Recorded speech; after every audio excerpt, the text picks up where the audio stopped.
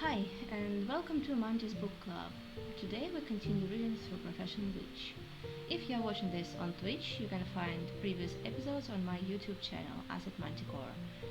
The VOD of this episode will be uploaded to my YouTube channel tomorrow or day after, or maybe day after. So if this is the first stream that you see, you can safely pause it and go listen to the beginning of the book, or you can continue listening to this one. Today we starting with chapter 12. We started it last time, but sadly my connection was not nice to me and we had to stop.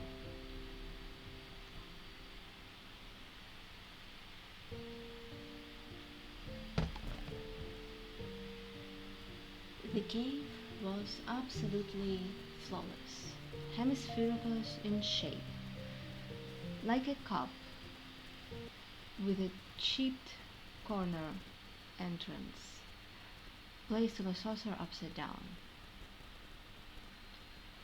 The floor was solid stone, polished to an icy shine. From the gray granular walls, shimmering rosettes of crystals, icy transparent, of every imaginable color, sprouted and blossomed like lily buds. A whitish stream of sunlight fell through a star-shaped hole in the cave roof, splashing across the altar. A roughly cut flat stone in the center of a hexagram. Six-pointed star made of two intertwined triangles. I squatted down and scratched a thin black line with my fingernail. It was not carved in stone, not painted, smooth and cold, like a natural vein in granite. The floor inside of the hexagram is dotted with runic signs and generally accepted symbols of life, light, soul, and similar abstractions. At the intersection of the lines, with their muzzles towards the center, sat human-sized white marble wolves. There were exactly a dozen of them, each with a stylized zodiac sign engraved in front of it. In the gaping mouths of the animals, a large precious stone glittered. I counted 11. The empty wolf bared his teeth enviously. The 12th stone was firmly set into the head of the altar. It turned out to be the same giant diamond inaccessible to mere mortals. I couldn't identify the missing stone right away. What a shame it is to lose the circle because of one pebble. It's hard to go and collect a new set now. I examined the altar. Strangely, there was no groove for blood on its surface, nor were there any fittings for the ritual cup. The Dagava's vicious circle worked without sacrifices, drawing strength from the castor lying on the altar. Naked, with flowing hair gilded by the sun. Yeah, Leon probably looked good on this cold bed, but unfortunately he didn't lie. The altar was covered with a thick, truly centuries-old layers of dust. It wasn't laid on for a long time. Leon casually leaned against the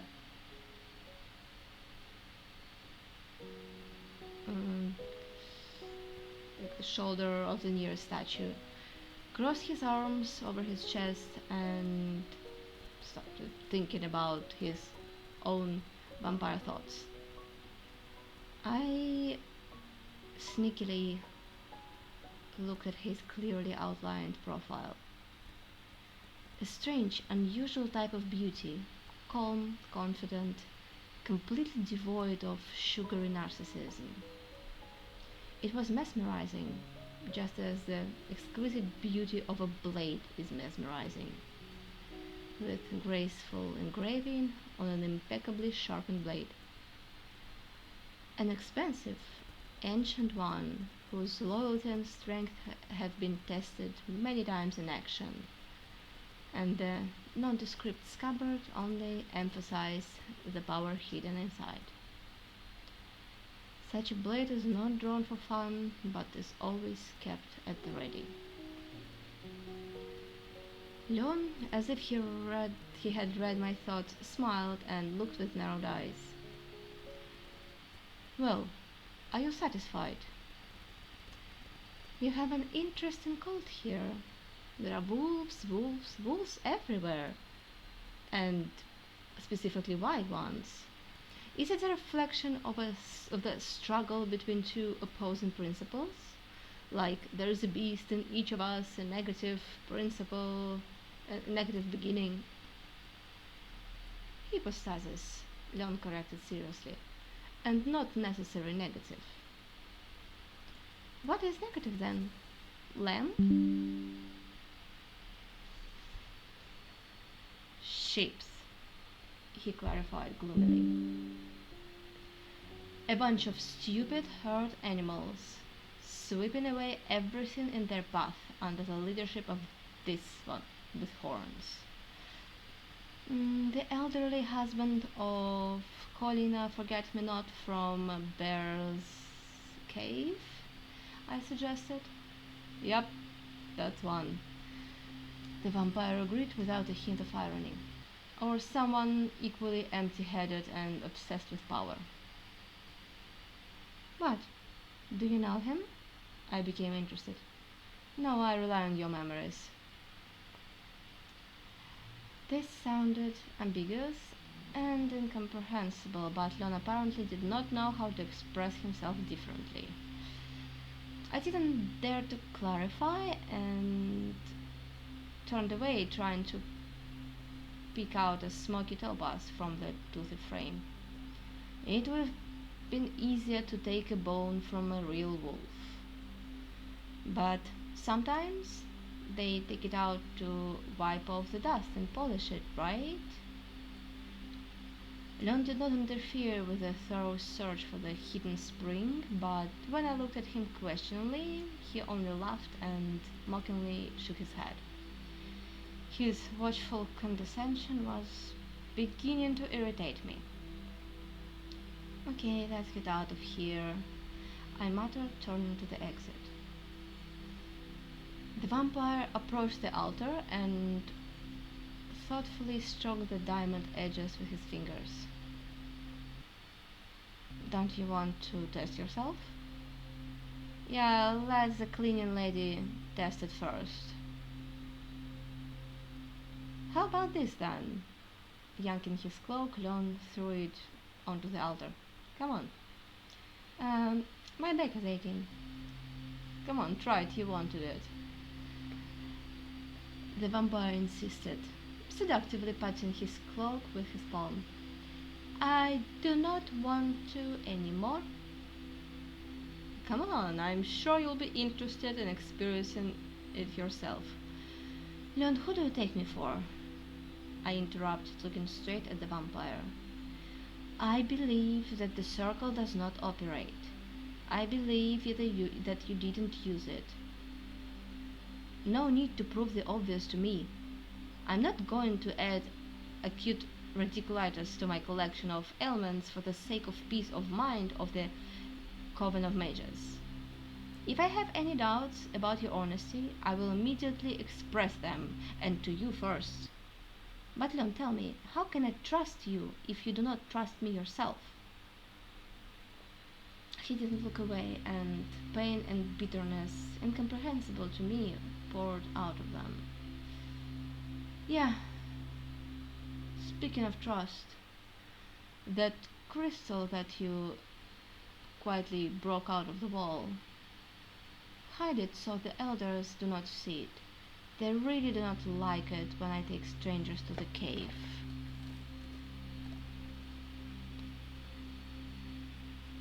You seem to be noticing everything, I snorted in annoyance. Everything that you do not need to. I don't need your crystal. Your company is even more so. And the memory for which I took this pathetic fragment is also an extra burden. Take it, please.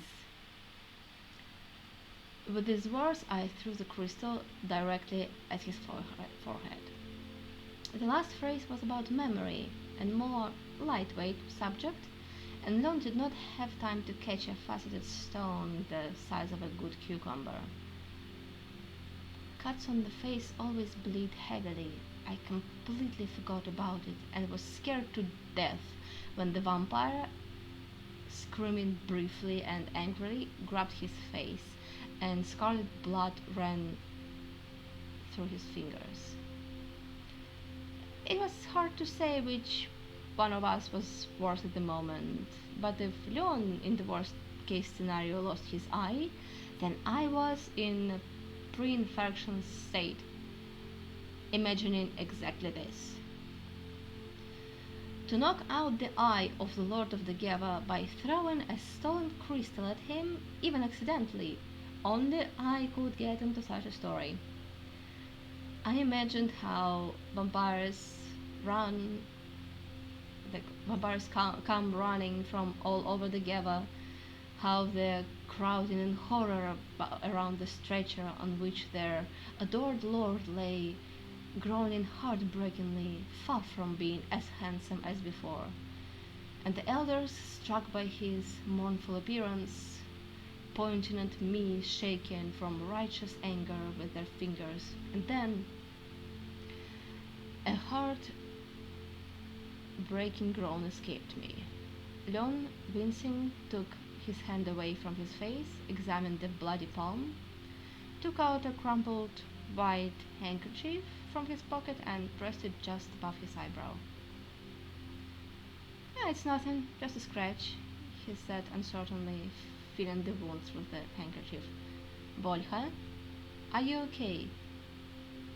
"I feel sick," I announced in a dying voice, sinking to the floor. Forgetting about the scarf, the vampire rushed to catch me. Whether he succeeded or not, I don't know, but I came to my senses in his arms, which I immediately pushed away. "Do not touch me, I can manage without your help." And I jumped up, darting to the side. Leon remained sitting, but turned his head towards me. "Olga, I did not want to offend you. I just can't figure you out." "Yeah, sure." I looked at Leon and felt funny. A shameful look like that of a cat who skimmed the cream from milk and got hit on the forehead with a rolling pin. There were brown drying stains on the clothes. "Does it hurt really bad?" "I just told you, it's a scratch." "So I do not have to apologize?" "And how about moral damage?" Leon narrowed his eyes slightly. "Great, go ahead, I'm listening." "Wow, you almost killed me, and now you're being rude." The vampire was indignant, wiping his fingers with a handkerchief. To be honest, I thought he would lick them. "You started it first." "What did I do?" Bickering and insisting on satisfaction, we somehow quietly made peace. "Okay, I do not really like humans," the vampire finally admitted. "What kind of trust can we talk about if every month the border guards catch up to a dozen suspicious types in our aspen trees, dressed in chainmail made of aspen bark, crisscrossed with braids of garlic? It's unlikely that they go to the Gava forest to pick mushrooms." What does this have to do with garlic, may I ask? Why not onions, carrots, or say turnips? It's strange that no one has yet figured out how to hunt us down with the help of sharpened horseradish uh, rhizomes dug up by a black tailless dog during the full moon. And what punishment is provided for cruelty for animal cruelty? We confiscate the garlic, along with pants, and let them go. It's no wonder you have a bad reputation, I remarked. It's funny to say, continued the rightly indignant Leon. For the entire existence of the Geva, not a single head of garlic has been grown in its fields, and yet we export it to 9 sovereign kingdoms. Through frontmen, of course. One memorable braid intertwined with silver wire was returned to us 4 times until it rotted. And the whole and like about what about the cycle of daggers, crosses, and maiden tears in bottles? You can write a whole treatise. The vampire shook his head in annoyance and winced. And vice versa. Some exalted girls, naked and proud, like, drink me, I want to live forever. They attack the guardians and offer indecent things. Guys are already refusing to be on duty alone, it's scary. Come on, you're making it up. I burst out laughing. Not at all. I immediately imagined a legion of bare-haired, barefoot girls with piercing screams overtaking the out-of-breath, hunted Leon looking around. My imagination did not stop there and placed me in the top 3 with a net in my hand. It is not funny, the vampire muttered in a low voice. What are you talking about? I say, the guardians are not amused. It is, well, indecent to fight with women, and satisfying their request is unrealistic. They don't understand the hysterics that immorality and immortality is not rabies. It is not transmitted by bites. Naked, you say? I said thoughtfully. Just hit them with nettles on the buttocks. It's also a hidden thing. It strengthens the immune system. Now show me your forehead. Come on. It will heal itself. Well, I mean, still... Wow. Under my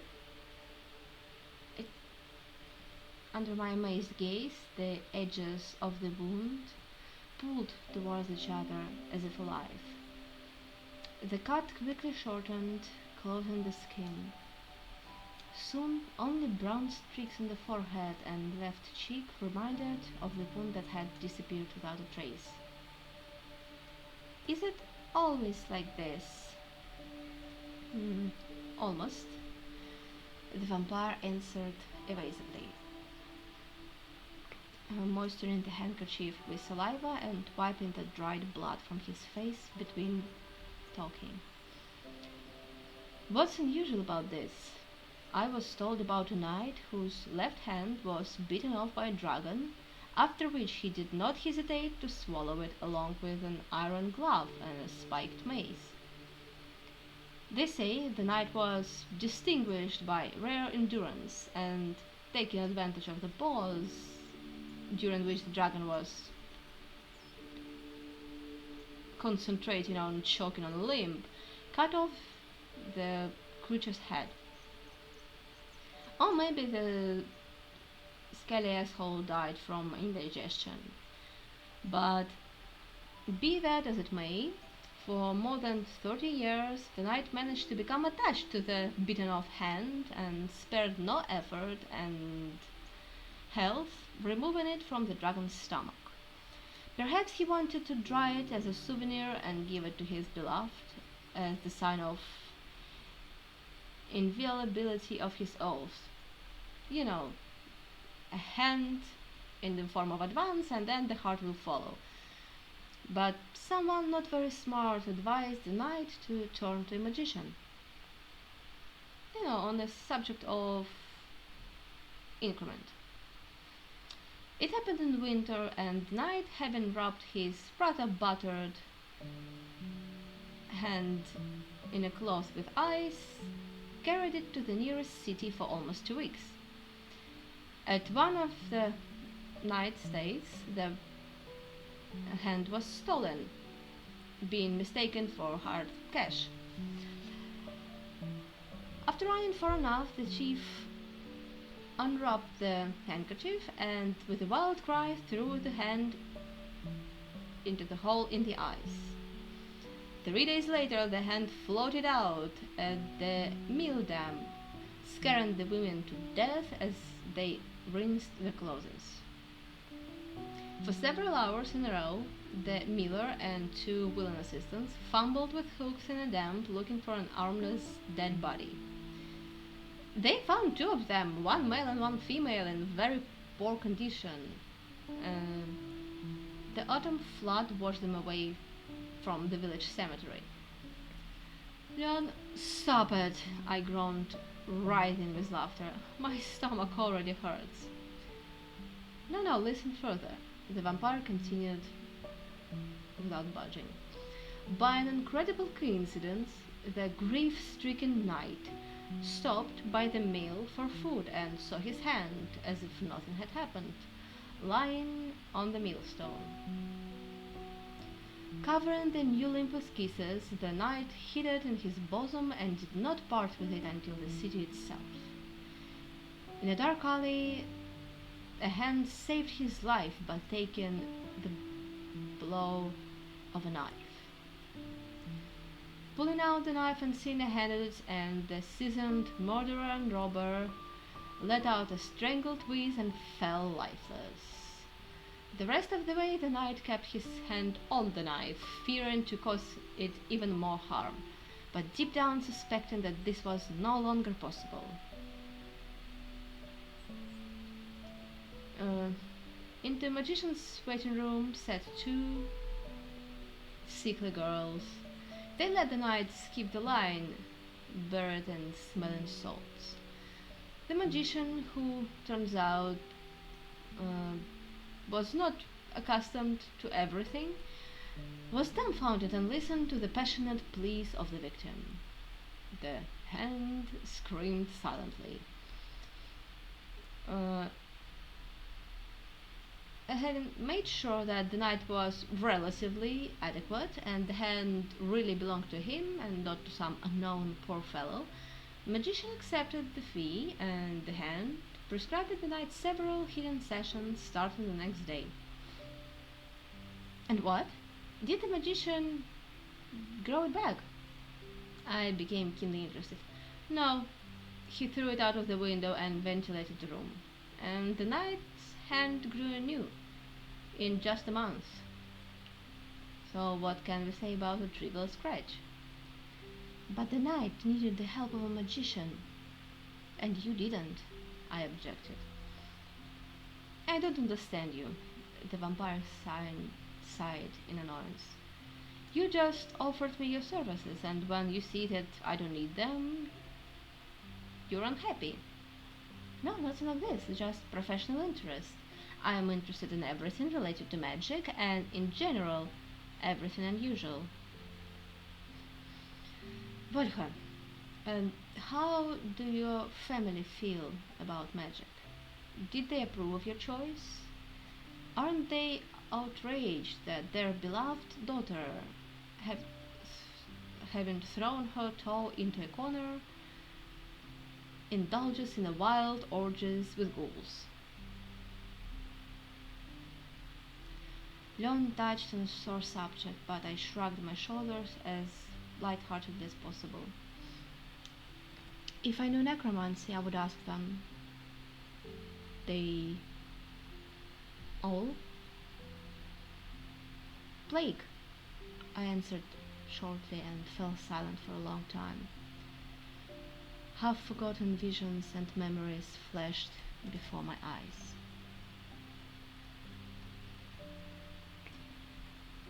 The smell of rotten meat and burnt meat permeated the entire area.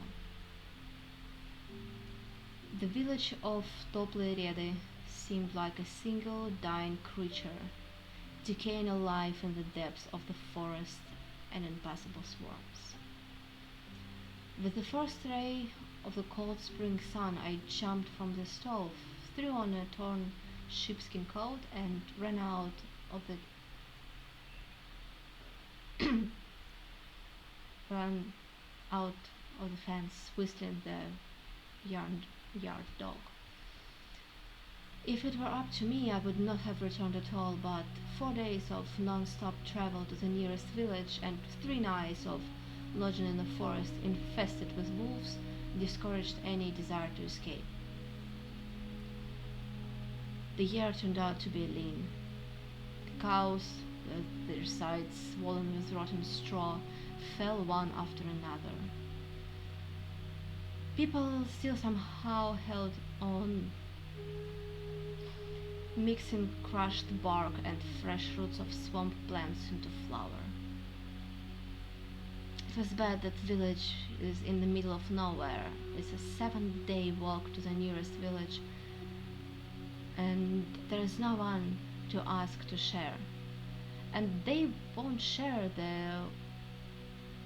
They have empty barns themselves. The forest helped me, if not satisfy, then at least muffle my animalistic hunger. Black bald spots at the roots of the trees were pecked by pale yellow stalks of wild onions, bitter but edible. In the rotted litter there was sometimes last year's nuts and acorns, and once I came across a frog frozen in the ice and spent a long time trying to knock it out with a stone, blowing off on my chilled fingers. I did not go far from the village. The wolves also wanted to eat, and at night they howled sadly under the stockage, luring out overly self-confident dogs. Unlike people, wolves did not touch each other, but our neighbor, in broad daylight, broke the head of his father with an axe, because that one tripped and dropped a pot of liquid mesh. He was not reproached even behind his back. People avoided each other, spying, sniffing, looking for other people's caches with grain. We also took all the remaining provisions into the basement and went down to check and count them 10 times a night. At the beginning of spring, a convoy with flour and frozen meat came to the village. The frost-covered horses, with their manes covered in ice, stopped as usual at the gate. They were controlled by a dead man, wrapped in a wool fur coat, a Starmins merchant trading with distant settlements. Today he did not demand money for his goods, and people fought for his fur coat like real wolves. Along with the merchant came the plague, his last friend. She silently crept into the huts, warmed up by the hot stoves, and a week later went hunting. The first 3 graves were still somehow hollowed out in the frozen ground behind the palisade. The rest were piled on top, covered with resinous spruce paws and set on fire. Having burned out, the fires grinned venomously from the pile of ash with charred skulls. In the morning, magpies, fidgety, long-tailed, fluttered from them. In the evening, crows walked sedately. The associated plague stopped in on the fourth decade of people. Of the 25 survivors, 9 slowly recovered. The rest were constantly looking for terrible marks on their skin, but the gods were merciful. The fires behind the palisades died out. The ashes became covered with grey snow. There were 9 men and 15 women left in the village. I was the only one of the children who survived. Nobody wanted to re-inhabit the damp place. We were going to disperse to the surrounding villages and relatives as soon as it got warmer and the trails dried out. I temporarily lived with my uncle, my father's brother, who had lost his wife and 5 children. But the winter dragged on. One day frost will strike, then snow will fall, or a thaw will bring the waters to the very threshold. The food was running out again when I noticed carts reaching towards the village. The whole village poured out to meet them, without going outside the wall, however. Who knows, uninvited guests. Maybe some kind of robbers, a gang of forest thieves. But even those can be bargained with as long as they don't open fire on those who greet them without understanding it. I could see everything from here, from the thatched roof of the barn where I climbed in search of unthreshed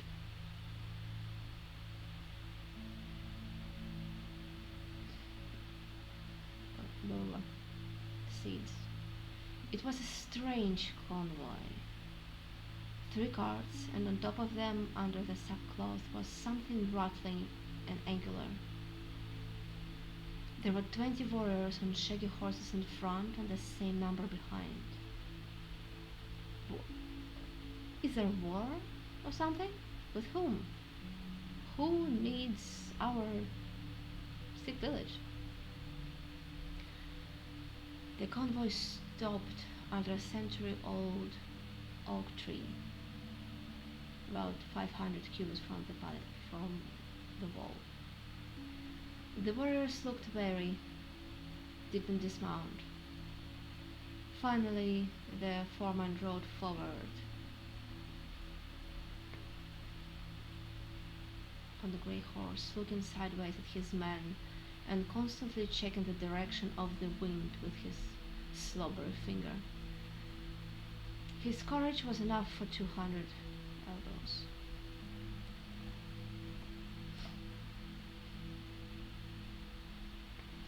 "Hey, are there many of you here?" he yelled, covering his nose with a leather mitten. "Well, there's a few," my uncle responded joyfully, stepping outside the gate, but the warriors immediately bristled with cocked crossbows, and he hastily retreated back. "Whoever hasn't died has nothing to fear. The illness didn't show itself for 2 weeks. Come in, don't worry. The pestilence has subsided." The foreman, without answering, waved his hand imperiously. Silent warriors surrounded the village in a thin chain, followed by carts with an annoying creak. Under the torn cover, there were pot-bellied barrels covered in black streaks. One of the men, realizing what was going on, jumped over the fence and ran towards the forest in a desperate hope of breaking through between the 2 warriors. The short crossbow bolt disappeared entirely under his left shoulder blade. The rescuers skillfully knocked out the bottoms of the barrels, splashing viscous resin onto the palisade, while the foreman slowly lit a straw torch. I rolled from the roof, rushed back and forth. There was nowhere to run. The black suffocating smoke was blinding my eyes. My throat was sore. People were running around in a ring of fire, bumping into each other. Sparks were flying out in splashes.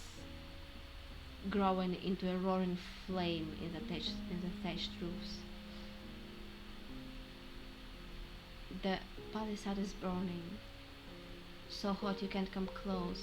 The crossbow strings is dryly rattling, not letting go of the gate, not letting you through the gate.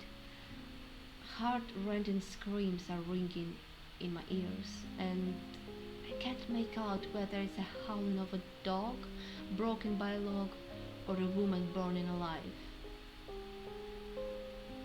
Only a child hopes to hide from death in his own home, even if it is on fire. This is what saved me. Blinded by the smoke billowing inside, I tripped over a barrel in the hallway and fell with a squeal into the open basement. The lid, which I frantically tried to cling to, slammed above my head. Rolling down the stairs, I crawled on all fours into a corner and hid between the chest and the wall, whining in pain and fear. The smoke slowly melted under the ceiling. The clay floor was cold for the bruised side. The roar of the flames was joined by the roar of falling beams, the last thing that I remembered before losing consciousness. Then there was a helpless cry and an unyielding lid, bloody fingers, well-fed crows, ashes with the skeletons of houses, the iron collar of my faithful dog cut by a sword, black and red rags on the trees, warning for the travelers. The king without hesitation sacrificed a small village for the sake of the whole kingdom, but I did not find a justification for his action, neither then nor now, when I learned the basics of healing with the key postulate of the lesser evil. The services of mages are expensive. Raising is much cheaper. I walked through the thawing forest, frantically clutching a knapsack with the remains of potatoes hidden in the basement. I stumbled upon the forest healer's hut quite by accident, spent about a week with the kind old woman, and her nephew, who was staying with her, gave me right to storm in a cart. That same day I was accepted into the school of sorcerers, pythias, and herbalists. I was no longer silent. I told Leon my story without hiding anything. He did not assent, did not utter words of consolation. He simply shared that terrible spring day with me, and the memories lost their frightening sharpness and ceased to be an obsession. I never had nightmares again.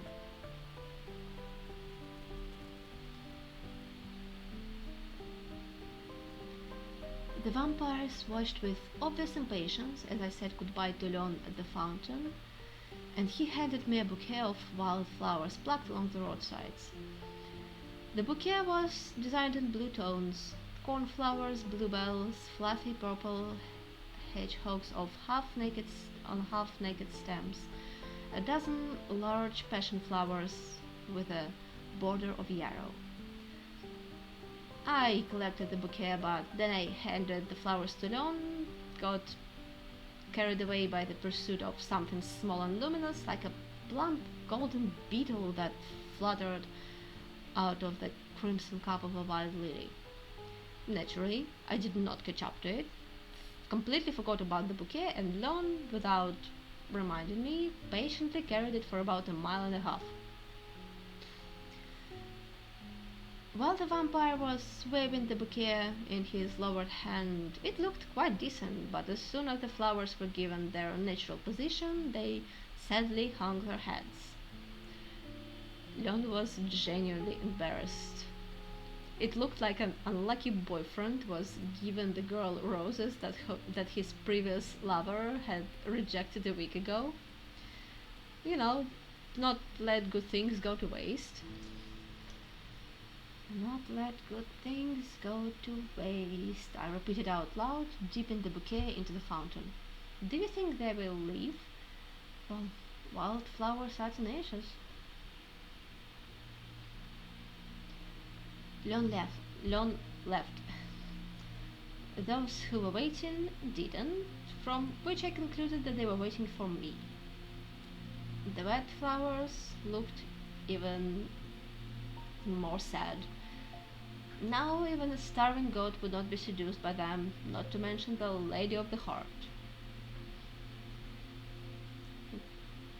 Shaking the bouquet, I bravely walked towards the vampires. They gathered. Those gathered greeted me and parted to let me into Krina's house. But after a few seconds, a timid knock on the door made me understand that vampires could not be gotten rid of so easily. All visitors had toothache. Mostly healthy, but the advertising did a job. I didn't refuse to help anyone. I didn't take any money, but I took a couple of casts for my coursework and left a torn out fang with a hollow as a souvenir. The sick vampires were terribly embarrassed, reluctantly admitting that they decided to resort to my services only because of the absence of the herbalist, who is generally an experienced but unfortunately elusive specialist. I still advise to catch her. Magic is magic, and herbs cannot cure all diseases, but it is better to use combined treatment. In addition, magical experience cannot be transferred from one race to another. By the way, the flowers left to another, better world.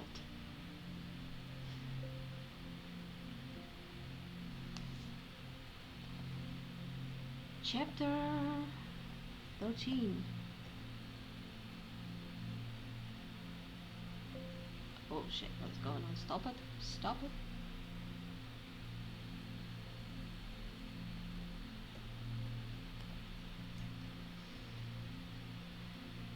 This night I learned something new about the physiology of vampires. They went to bed very late, around 1 a.m., and got up at 5. For comparison, among the villagers, the day ended with sunset, both in winter and summer, and began accordingly at dawn. Vampires also woke up with roosters, but the fun began in the late evening, when one half of the sky was sprinkled with frequent stars, and the sunset clouds were burning out on the other half. Naturally, there was no talk about any work.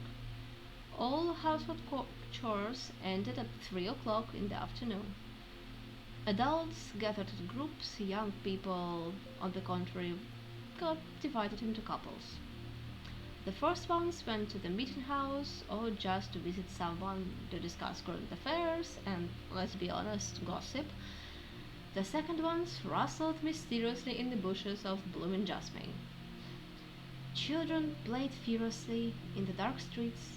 Teenagers generally went into the forest to play robbers and, oddly enough, ghouls. Going to bed closer to midnight, I felt like a terrible sleepyhead. Life continued to boil on the streets, but by 2 o'clock in the morning, the vampires gradually crawled, I really want to say scattered, to their homes. My landlord, Krina, tiptoeing past the entryway, my host, Krina, silently undressed and climbed onto the stove, trying to not to make any noise. I still woke up. I sleep very lightly, and since I wake up, I definitely need to go out into the yard and retire for a couple of minutes in a narrow wooden booth with a small diamond-shaped window. Then I sleepily trudged back, collapsed on the bed, and fell asleep again. Karina would wake me up at 10 o'clock when breakfast was already on the table. Today I found out that vampires sleep not only little but also very soundly. Very. The wolf woke me up. He jumped into the open window, deftly lifted the blanket with his nose and lay down at my feet. I left him to bask, only asked him to not spread the fleas, and I got up and went to wash my face. The birds were chirping, the windless coolness foreshadowed the heat. The top of the sun gave an even white light. I don't even remember what I needed from Karina. I think I dropped a towel in a bowl of water, and while trying to dry it, I messed up the spell and the towel got charred. Vampires were already scurrying through the streets, cheerful and purposeful, and I rightly judged a minute earlier or a minute later, my hostess would still have to get up. Karina was sleeping on her side, with her back to me. I called her, lightly shook her shoulder, and she fell heavily on her back, lifeless, lethargic, and cold. The lips were grey. There was no blood on the face. I hastily checked the pupils. They were dilated and did not react to the light. In front of me was laying a corpse, and the corpse was fresh, not numb, and smelling rather presently of a flower tincture. I searched for a pulse, first on myself, I always forget where it is, then on her. Didn't find it either in either place. It was time to shout guard, but then Karina took a deep breath, forced her eyelids open, and asked hoarsely, "What's happened?" "Towel," I stammered, finding it difficult to speak. I burned it and drowned it. I mean, the other way. I need a spare one." Karina yawned and rubbed her eyes with her hands. "Of course, baby. Dig in the third drawer, in the chest of drawers, under the sheets." Yep, yes." I went to get a towel, barely moving my legs from the horror I had just experienced. Grey soap foam froze on my cheek, tightening my skin. Dried, I guess, on my cheek, tightening my skin. When I returned with an empty basin, Karina was busy at the stove as if nothing had happened, cheerful and rosy. I didn't ask her anything, I just asked if she slept well. "Yes, baby. We vampires we vampires sleep soundly, but don't be shy. Wake me up anytime." Sleep died? Just a minute ago, she was lying dead, like a corpse, and I didn't know when to run first, after the Lord or the herbalist. Are tales of the living dead really true? Without waiting for the first piping hot pancakes, I shouted to Karina from the street that I would be back soon, and ran to Lon for an answer. I wonder why no one guards the Lord's chambers. You can't even see the servants. Take it, mysterious monster. The Lord of the Gab is wrapped in worm. Well, cold. I found Leon in a third room, half of which was occupied by a luxurious bed, more reminiscent of a royal hearse. The vampire lay on his back, arms stretched out over the blanket, beautiful and hopelessly dead. golden hair scattered over the pillow, a calm, dreamy expression froze on his face. Expression with which the rulers of this world hope to depart to the eternal kingdom. But for some reason they are buried in a closed coffin. Apparently someone terrible comes to their soul. Without hesitation, I pressed my ear to his bare chest. To my great disappointment, from a scientific point of view, Leon was alive, but the rare heartbeats were more guessed rather than heard. The sleep was reminiscent of the hibernation of bats, which are capable of lowering body temperature by several degrees, slowing down metabolic processes. I unceremoniously shook Leon by the shoulder and called him by name. After a couple of seconds, breathing became faster and more noticeable. Lips turned pink. Leon opened his eyes, stared mindlessly at the ceiling for a minute, then turned to me. "Are you still experimenting?" he asked in a completely normal voice. "Yes, it seems that I got to the bottom of another legend." Leon sat up, brushed his hair out of his face, and yawned.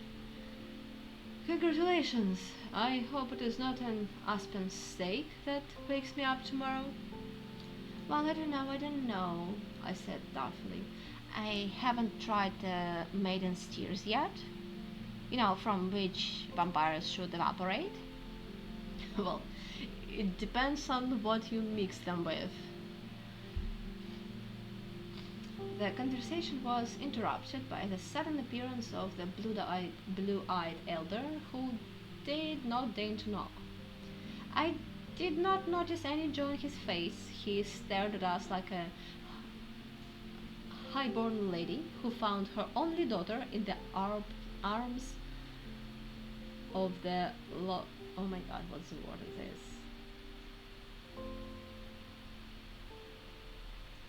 Yeah, in the arms of a port stevedore. I hastily jumped up from the unmade bed, muttering, "I'm already leaving," and like an eel, slipped past the vampire, that was frozen in a doorway. The rest of the elders were waiting for me in the courtyard. It is unlikely that they dreamed of getting acquainted with the result of the experiment. Having said hello and receiving a very cool response, I left the enemy camp oppressed by the enemy's numerical superiority.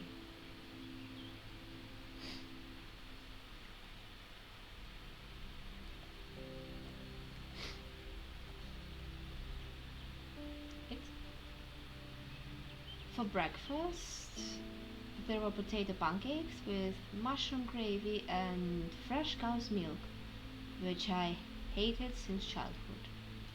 I asked for a mug of water and boldly stuck my fork into the back of the first pancake. "How's Leon?" Karina asked. "Alive," I answered casually and hastened to fix it. "I mean, he's okay. How do you know where I was?" Karina just smiled. Uh, can you find out what we were talking about?" I did not stop asking. "No, baby, what are you talking about? I just saw from the window where you went." Regarding the age of vampires, I was already quite savvy and was not offended by the baby. Karina could very well have found my great grandmother in her cradle.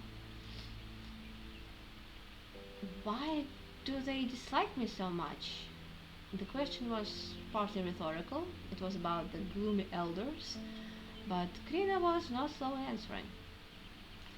"They can be understood. Leon is the last lord of the Gala." "Well, I mean, I won't eat him, really. Will I?" I muttered with my mouth full. "Maybe, I'm sure of it, but they can also be understood. They don't yet know what to expect from you and are very just in case. For the Geva, humans, especially magicians, are a rarity." A human in her place could have said, "Vampires are very rare in Starman. We'll burn you just in case. God saves man who saves himself." A wolf with a torn ear appeared in the wide open doors. Sniffing and clearly interested, he slowly walked up to me and buried his muzzle in my knees, looking sideways at the jug of sour cream. I offered the wolf a piece of pancake, but he only sniffed it and turned away. Meanwhile, Klina continued. "You probably know that there are exactly a dozen valleys like the Geva. Les, Karlis, Volie, and others, distant ones. Before the war, for every 10 ordinary vampires, there was one white-haired one. About 2,000 of them lived in the Geva, and about 1,500 in Arlis. It was them who were subjected to intensified extermination, and now in all the valleys there are only 17 white-haired boys and girls. They are our last hope for—" Wait, I interrupted, indignantly choking on the hot pancake. "Do I look so much like a hysterical bitch with a steak?" "No, of course not," Karina hastily objected. "I'm just answering your question." But I managed to get offended. "If I were the elders, I would forbid an exemplary vampire from taking long walks in the forest in the company of a malicious sorceress who has already shown her bad temper more than once." "Forbid? To the Lord?" Krina laughed, sincerely surprised. "How can you forbid a summer thunderstorm and cancel a spring flood? The word of the Lord is law for all vampires, including the elders." "Aren't you obeying him too blindly? What if one fine day Leon orders everyone to leave their homes and build nests in the trees?" "Well, then a flood is probably coming," Corina answered calmly. "Volha, Leon is not a boy. He has been ruling the Geva for more than 50 years. Of course he has his flaws and quirks, but when it comes to something really serious, the goofy Leon transforms into a dispassionate, wise, and insightful lord. Our hope and our support. It is not surprising that the elders perceive your walks so unhappily, but I know you, and you can believe such a mossy old woman, my dear. Leon has a great understanding of friends and enemies and will never confuse them. So do not pay attention to the council. Let the old people grumble under their breath. They will grumble, and then they will calm down." But it seemed to me that the elders also have the voice here and actively use it. Nonsense. No matter how pompous speeches they make, Leon has the final say. They can only ask. He is free to order. Leon is a well-mannered young man and willingly defers to the elders in small things, but he always makes serious decisions alone, as well as taking responsibility for their consequences. "What's so special about him?" I thoughtfully asked, the jug of milk standing between me and the hostess. "Well, fair-haired. In Starman we have 7 of these out of a dozen." Stunned, Krina dropped the hot frying pan. "What? You don't know yet?" No." "Then you should take a walk to the meeting house. Today is Saturday, Leon must spend the whole day there." Krina dropped to her knees and picked up the overturned frying pan with a towel. "It's better to see with your own eyes." She intrigued me. Even more curiosity was aroused by the slight noise coming from the square. A crowd had gathered there, noisy, confused, motley, like in the gluttonous rows of starming bazaar. I have never seen such a crowd of vampires. Even at the sale, they behaved more decorously. However, upon closer inspection, I realized that the crowd was ordered than the key. Several people per row.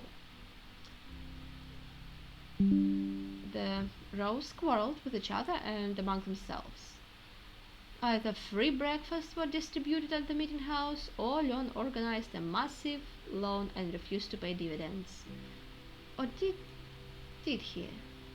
Did he actually pay? I saw the back door open, letting out the happy shareholders. They were not just happy, they were filled with real euphoria, expressed in blissful smiles and persistent attempts to hug and kiss their neighbors as well as each other. I immediately suspected Leon of distributing Velana, a powerful hallucinogen based on poppy and cannabis. But Velana, widespread in Beloria, was used in the form of rolled up cigarettes in half with self-made tobacco. Smoking was accompanied by acrid greenish smoke, which gave away the den from a mile away. And the windows of the meeting house, although covered with curtains, were wide open, and there was no smoke coming out.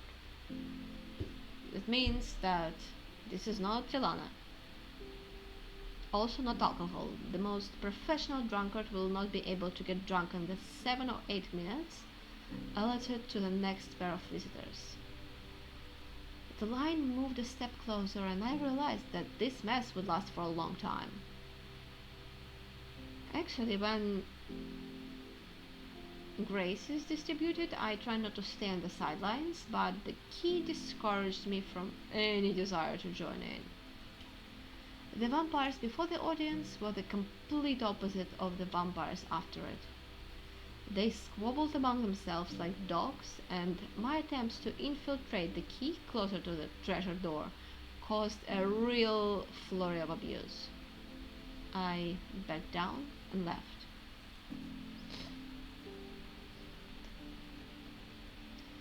After hanging out around the fountain to no avail and drinking some water, I began to think about what to do next. After going through and one by one rejecting a bunch of options, I admitted to myself, not without annoyance, that I missed Lon. Our disagreement yesterday only fueled my interest in the white-haired vampire. I missed the calm attention, the mocking remarks, and the inexplicable feeling of security that I experienced walking next to the Lord.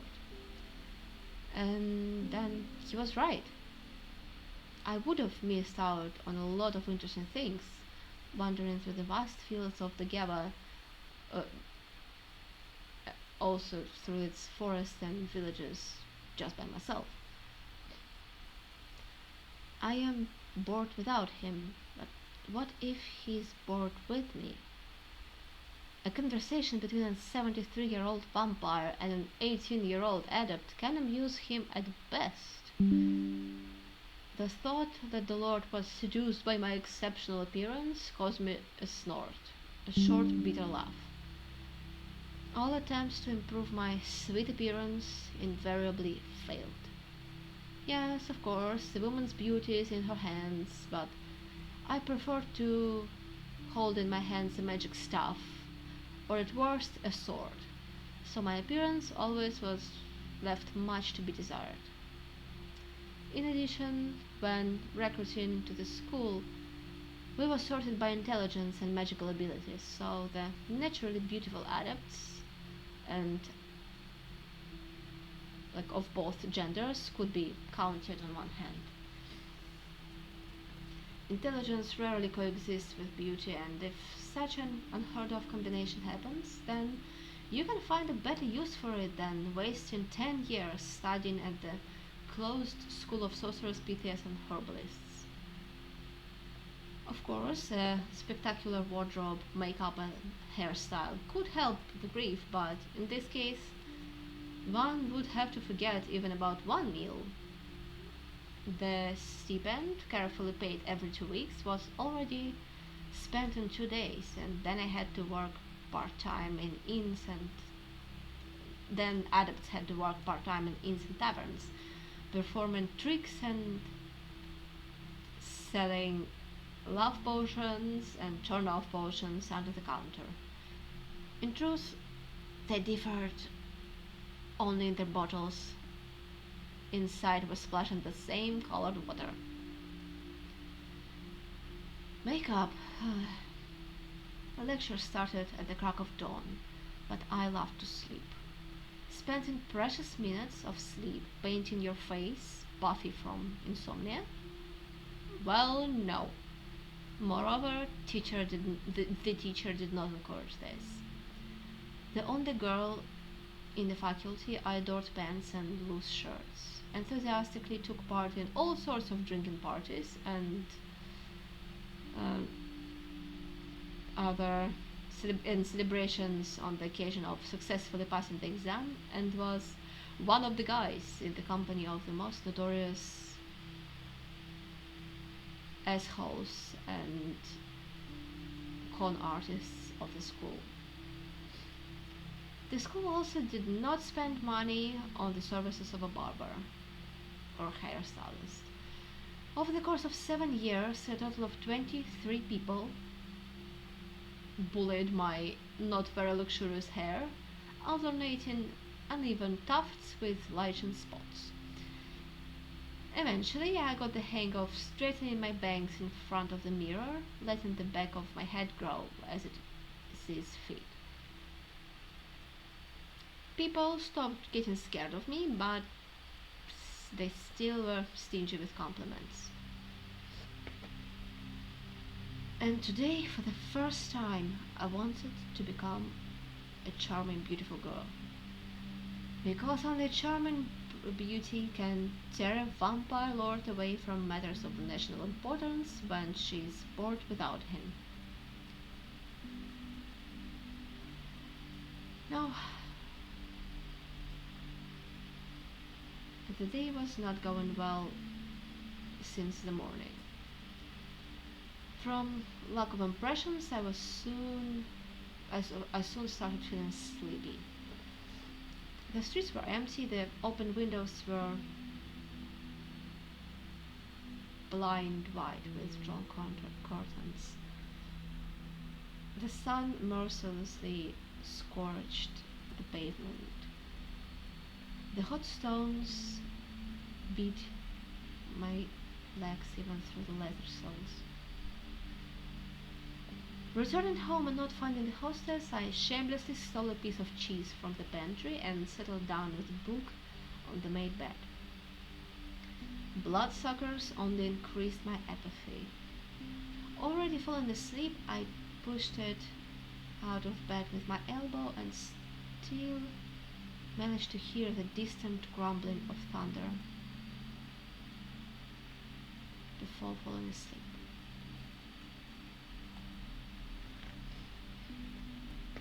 We will make a short break before chapter 14. I will be back in 4 minutes.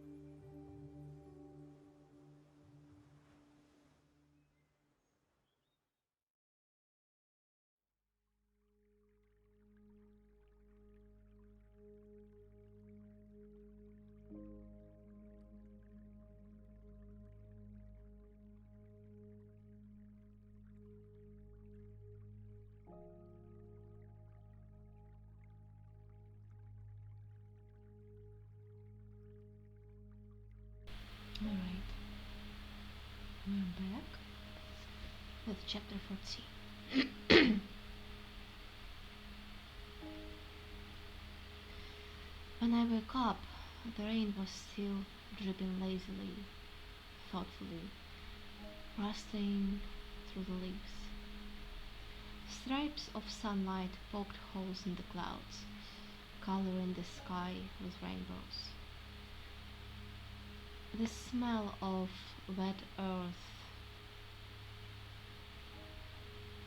mixed with the delicate aroma of rose hips and the sweetness of jasmine. Jumping out into the street, I breathed it in deeply, drunk with delight, experienced and transmitted to me by the rain-drenched forest.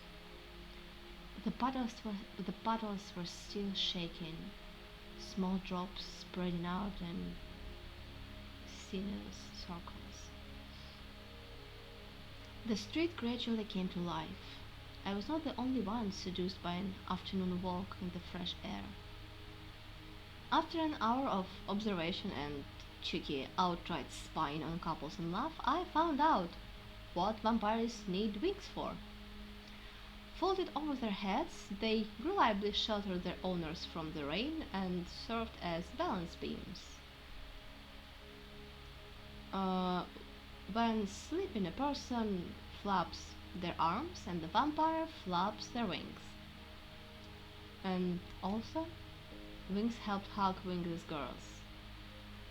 It turned out to be kind of hot on four legs, moving and giggling.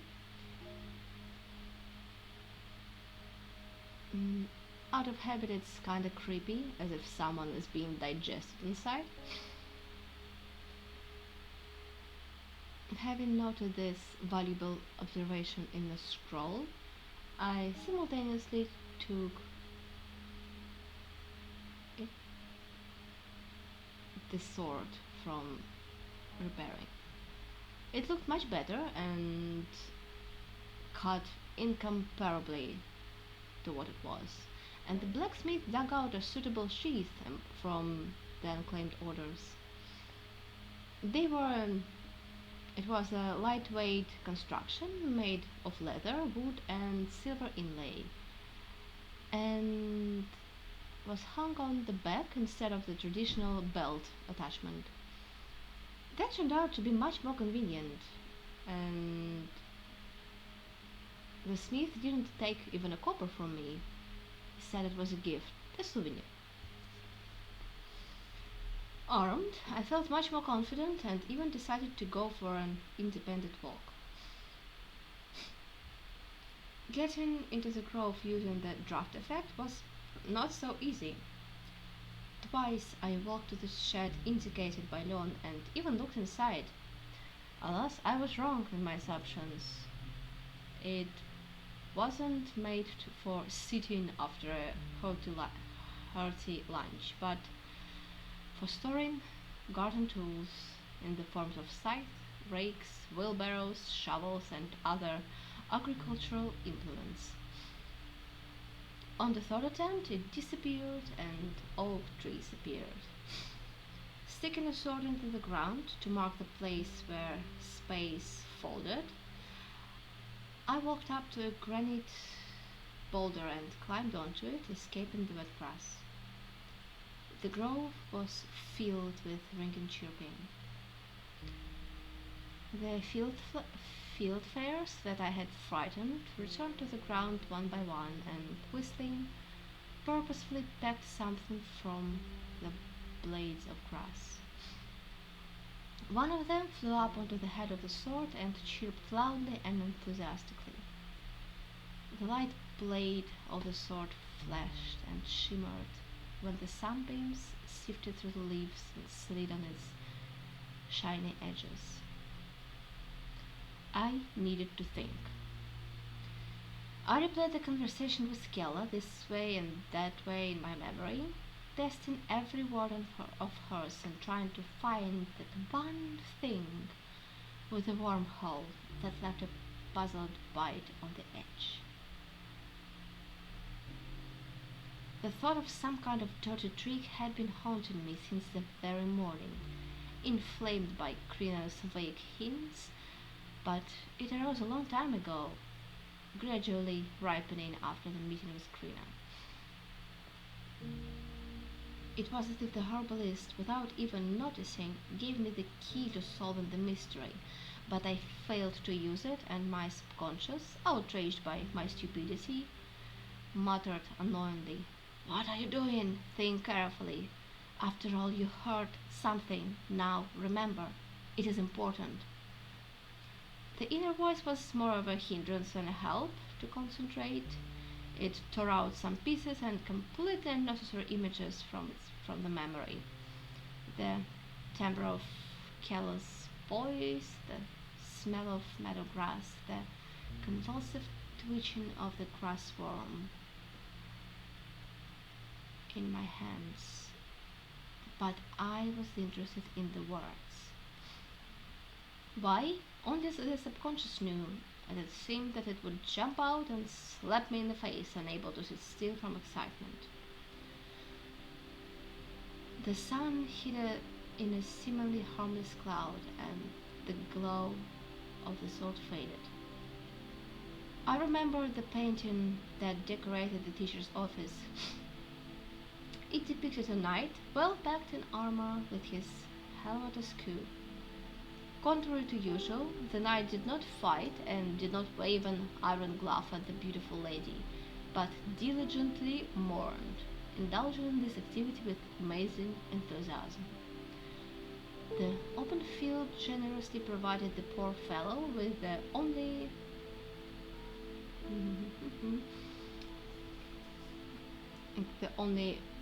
small hill in the entire area on which he sat down, somehow managing to bend the seemingly homogeneous metal armor and placing his tired hands on the crosspiece of the sword stuck on the ground. A little further away, fresh mound rose unambiguously, topped with a sword sticking out obliquely. I decided that the deceased was on very good terms with the knight, at least after death, because I did not notice the most inferior shovel either in the foreground or in the background, from which I concluded that the knight selflessly dug the grave with a knife. With what can't you do for the sake of a friend? Raking out the loosened earth with his helmet. How was he exhausted, poor thing, and his ammunition, many times cursing his brother, his sworn brother's spirit, and brotherly oaths that prevented him from pushing the body into the nearest ravine. Despite that,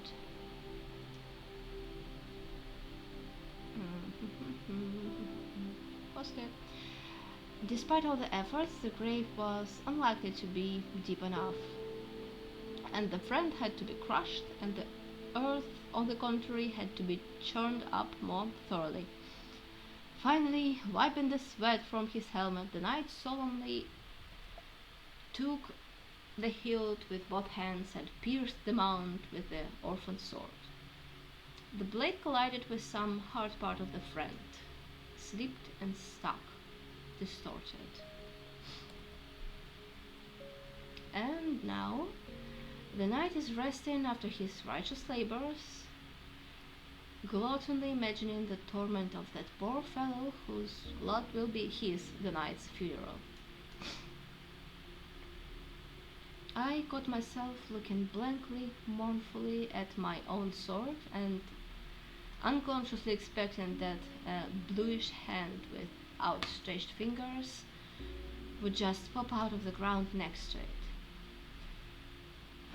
Why do I remember all sorts of nonsense, but serious things have to be almost fought to be wrested from that creeping sclerosis? Look, vampires who live for several centuries remember everything. Everyone even calls my name right off the bat. You don't even need to introduce yourself. Damn Teramail. Teramail. It was 2 days ahead of you. But to receive telemail, you need a telepath of at least level 2, and the teacher said there are no magicians in the Geba. But telepathy is one of the branches of magic. Such specialists are trained at the school, at the faculty of sorcerers and Pythias, and the demand for them does not dry up. Starman alone annually demands 80% of graduates, which is about 60 people. In the most crowded office, there is a telepath.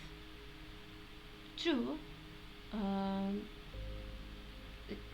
of the same quality, but they're capable of testing the solvency of a client who's turned up at the office.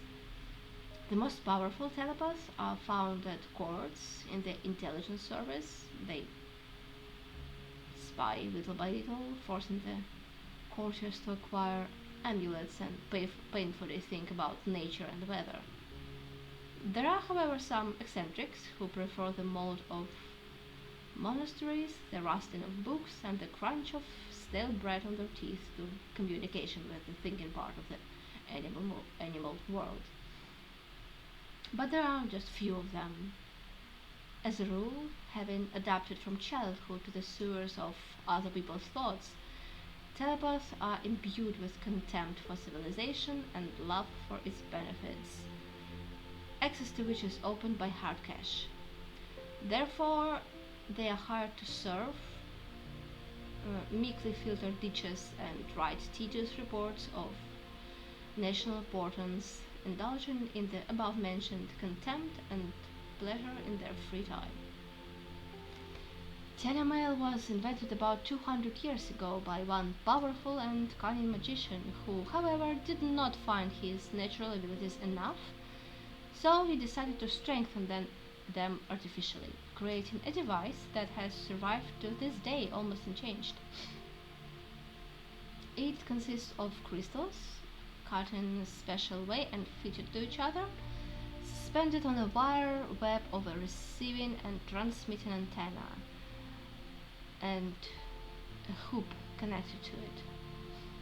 The entire structure occupies half the room, fails in inclement weather, and is capable of transmitting thoughts 40 to 60 miles in any direction.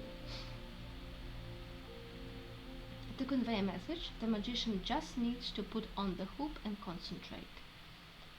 Accepting is the same thing, only on the contrary, you need to relax and not resist the flow of other people's thoughts. When the message arrives, a sharp sound is heard, attracting the magician's attention, but a telepath cannot sit in front of the device and put on the hoop at the first signal. This means that the beeping of the device will inevitably give him away. I just need to keep watch, hang around. Hang around where? In the city itself, of course. Perhaps the telepatophone is in the meeting house. But actually, why am I complicating my life? I will go and ask Leon directly. Until now, he honestly kept his word. He answered all my questions, or at least immediately said that he would not tell or did not know. I extended my hand to the sword.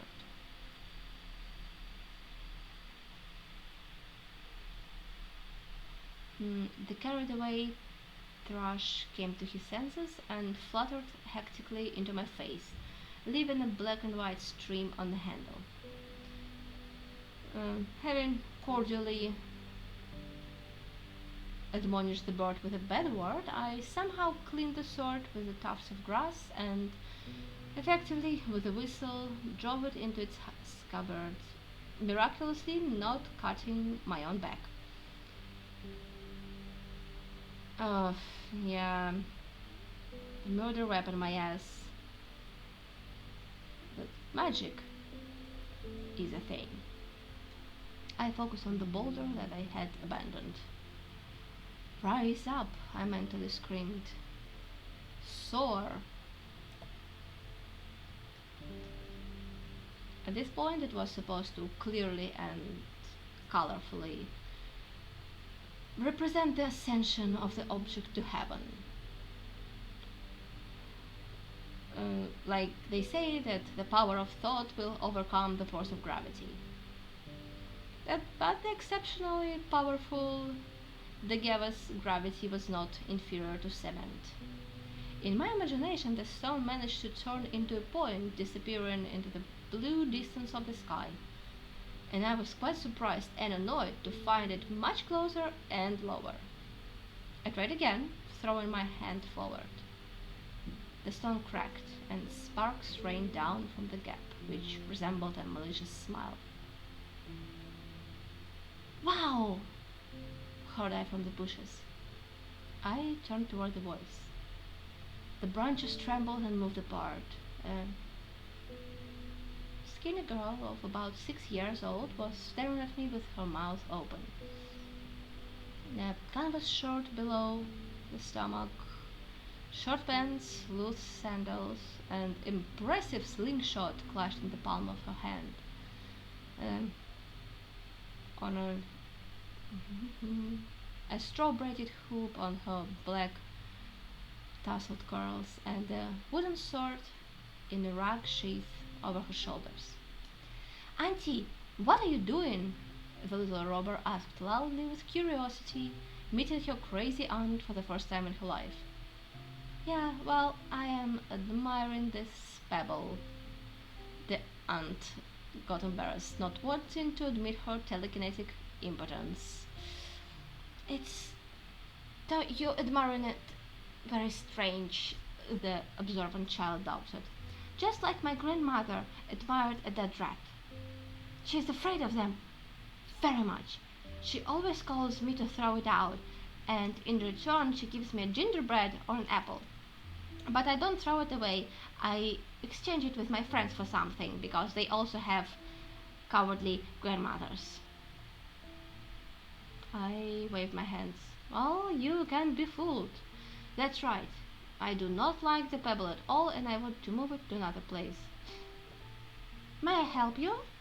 the girl politely asked. "How can you help me, honey?" I sighed. "It's okay, it's not very difficult at all," the little girl assured, trustingly handing me her stone arm. She walked up to the boulder, rested her little hands on the cracked side, and just shifted it from its place, and then rolled it, strained, puffing like a village children rolling a snowball. She had enough energy for about 15 feet. Then she sighed noisily and turned around, flushed and triumphant. To here is enough? I can continue, I just need to rest a little." I looked in confusion, and the slingshot clutched in my fist. It's strange that there are still living birds and whole windows left in the Gava. What is an adult vampire capable of, then? No, that's enough for now. You just saved me. You want some candy?" "Yes!" The girl was delighted, snatching a treat and a slingshot. "Okay, I need to leave, or the boys and I are playing robbers here, and I'm carrying ammunition for the ambush. If I'm late, the chieftain will be very angry. You better not go into those bushes, because they will kill you with dried peas. Yesterday, Uncle Kyle was killed. He was chasing us for half a mile. It's horrifying. Poor wolf from the tapestry. How did he manage to run into a girl with a basket?"